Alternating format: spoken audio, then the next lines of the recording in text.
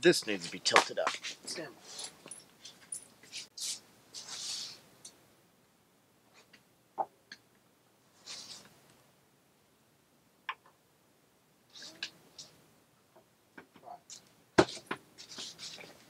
Want some help there? Well done, sir. We rolling? Good? We're rolling. Okay. Rolling.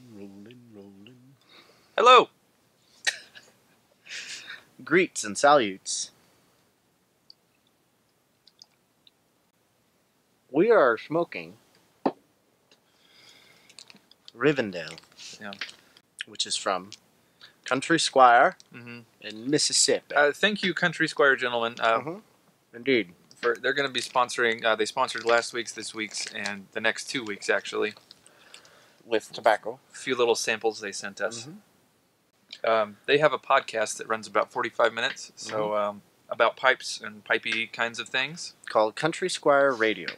So give that a listen. This is especially good for your morning ride to work or something like that. Yeah, it's a lot of fun for us pipe enthusiasts. It is a probably Burley and Cavendish, Yeah. like most aromatics. It's very good, very mellow. It's actually, I agree with you. It's like Pipe Dream, which I've discussed before, but just my aromatic. But with more of an almond flavor. I agree. It's good. It's good.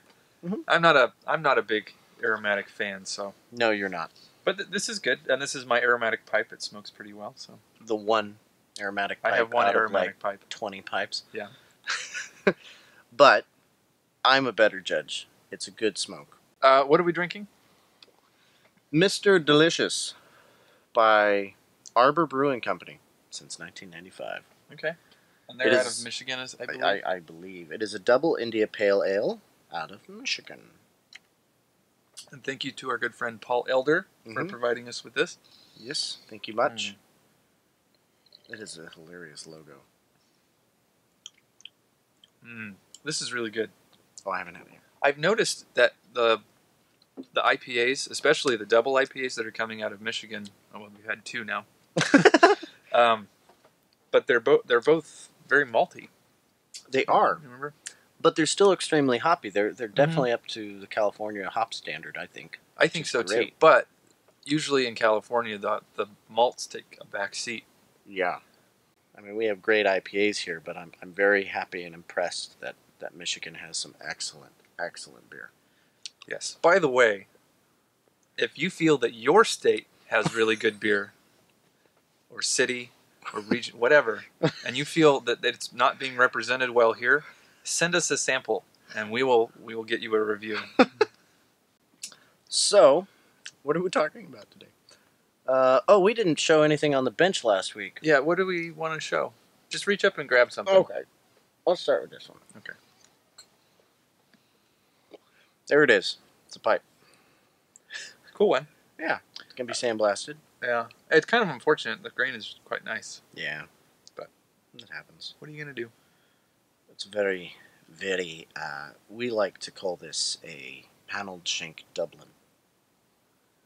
I don't know if that's an appropriate term. I don't know either, but it looks cool. It'll It'll probably go to Chicago unless something happens to it in the meantime. So. Yeah. So. We're trying to gear up for Chicago. Yeah, so there's a lot on the plate. We don't really have anything finished handy. No, not right now. Not right now. Maybe we'll throw a photo up or something. But this week we're talking about something that I'm sure will be of interest to most people: sandblasting. Right. So, how do you prepare a pipe to be sandblasted? Say it's shaped like this one is. How do you prepare it for sandblasting? Well, first off, the question is whether it should be sandblasted or not. The answer is almost always yes. Yeah.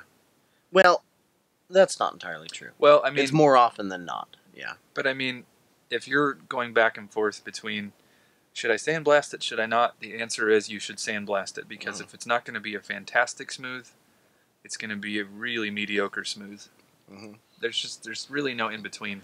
Yeah, and if it's going to be a mediocre smooth, it's going to be fantastic blast, which is, I mean, we're talking in generality here, but like this grain is pretty nice. I would be very happy with a smooth from that. But there's a pit in it, so if there's some pits, a very small one, but not something that you can finish as smooth and then feel good about. If there are pits and then they're not structurally issues. If they're not structural issues as far as the pits are concerned, then when you finish it, you'll see a flaw. Which I've heard this a lot, that they don't mind flaws in the sense of, oh, it's an artistic thing. You know, it's just the natural thing of the briar. On one hand, yes, that's true, but generally people mind. And even if you know a pipe maker, or you know us, and you ask us to make a smooth pipe, and we show you a picture and it says, and it has a pit in it, we can't make it smooth, but you say, oh, I don't mind. Well, we don't like to have work out there that even though you personally may not mind the pit, it just doesn't. A pipe maker's, especially in the upper skill level, start to be mindful of their body of work. Yeah, because it's a matter of, like, even in a year you can get better and you'll make better decisions, and someone might buy a pipe and then resell a pipe. You know, they'll buy a pipe and then they'll sell it to somebody else. Someone else might put a review of it on Facebook or something. They'll be like, well, this pipe's kind of, not up to the standards I'd expect, per se. And the thing is it's a continuing body of work, like artists. I mean, you can't really judge an early sketch of an artist, compared to his final masterpiece before he died. Right. It's different. That's often why a lot of pipe makers put the date, the year that it was made on the pipe, to represent its era, I guess.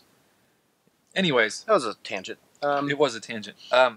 So we're going to show you some pictures of how we do a little bit of the prep, sandblast, some footage of the blasting. So if it's a flush mount, yeah, you're going to have to make that smooth band it's next to the stem. You're going to have to tape that off. Getting that straight can be a pain. That's beside the point. That's not the case in this pipe. In this pipe, you can just take the stem out, which I'm not going to, because it's a snug fit. Maybe I will. There we go. And we can put a cork in here, another wine cork. And then you end up putting another wine cork in the bowl. So you have like two corks here, so that the sandblasting media doesn't get inside the engineering. Yeah. So simple little thing about sandblasting. You need a cabinet so that you don't breathe in the sand, because it's bad for you. It is bad for you. Yeah. You also need a dust collector to empty the cabinet. Yeah, otherwise it'll just be a big cloud and you can't even see the pipe. Right. You also need an air compressor to provide enough pressure to be able to blast the material at a high speed, to actually blast away the material. Right. I won't go into the details on that. That gets complicating. You have to have a big enough compressor, puts out enough CFMs to keep you working and not having to wait for the compressor to fill up every 20 minutes. With the sandblasting itself, the techniques, the common thing is, with any block of briar, comes out of the burl, and there's the center and then the plateau, which is on the outside. Generally, it comes to a funnel of some sort, and in this case you can see the plateau here, and ends down here is where the center of the bowl is. And so you want to blast against the growth rings, not the grain, but the growth rings. You want to blast against it to provide that texture evenly across the bowl. But yeah, there's a lot of nuance involved. You can blast against it, you can blast with it, or both, and you can, depending on the result you want and the block. A lot of times the block will have ideas of its own. Sometimes it'll take an hour, sometimes it'll take 2 hours, sometimes it'll take 5 minutes, depending on what the density and the grain orientation is like. Yeah, the funny thing is what I find is when I'm blasting, I'll do a preliminary blast, and I think a lot of people do this.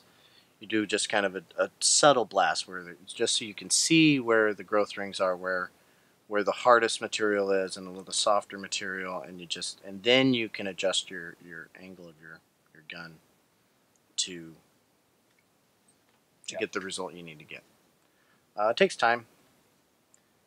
It's fascinating. It's fun. I love it. Yeah. I love it. John does most of the sandblasting around here. He's quite good at it. It's fun. So yeah. Tools, techniques. Yeah. Yep. So hopefully you will get a good idea of what the process is like to go from a finished, the shape being finished, and then to the texture being finished with the sandblasting. And we discussed finishing a smooth last week. So I guess we'll do the finish work on the sandblast next week. Okay. Yeah. The final touches, everything, just wrapping up the pipe. Yeah. So you'll finally see it finished. Right. And make sure that you are signed up for the newsletter, and we'll put some pictures in there of the finished pipe when it's ready for pictures. And you'll also see some of our Chicago pipes before they're in Chicago, and that kind of thing. So, and please feel free to comment and ask questions. We love it when we get responses from you guys. Just anything, whatever you guys want to say, because it helps us come up with things to talk about. It helps us discuss what you guys are actually interested in. So that would be grand. We will see you next week for more pipe making stuff.